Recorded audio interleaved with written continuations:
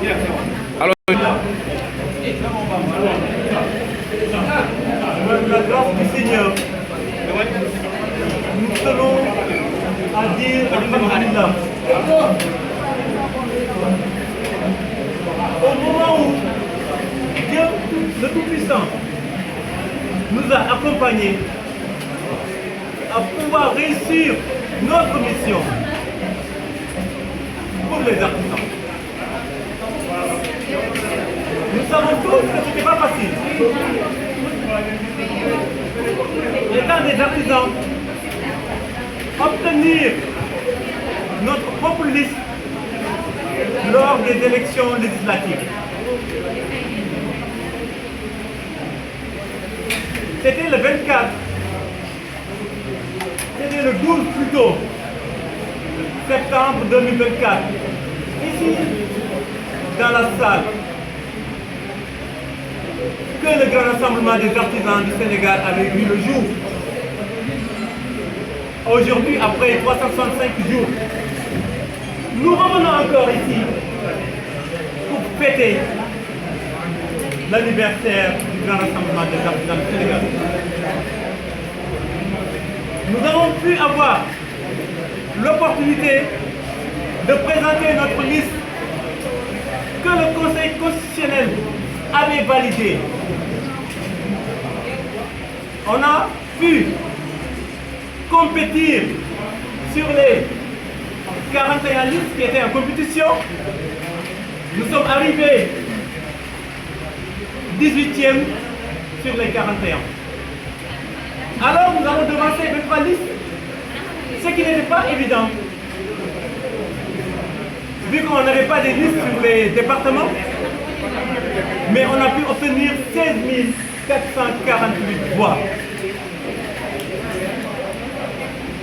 On a pu gagner l'un des bureaux de vote à travers le Sénégal.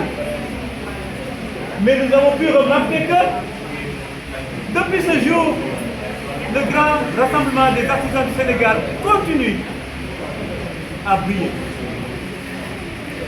Ce n'est pas pour rien que de jour en jour, grâce retrouve des personnes qui viennent s'adhérer. Tout ça là c'est bien beau, tout ça là c'est important. Mais nous tenons aussi à dire à notre gouvernement, à l'État, que notre ministre de tutelle, que nous avons cumulé avec d'autres ministères, tels que l'artisanat, tourisme et culture. Nous disons non, nous ne sommes pas d'accord. L'artisanat devrait être séparé. C'est ce qui est logique et normal.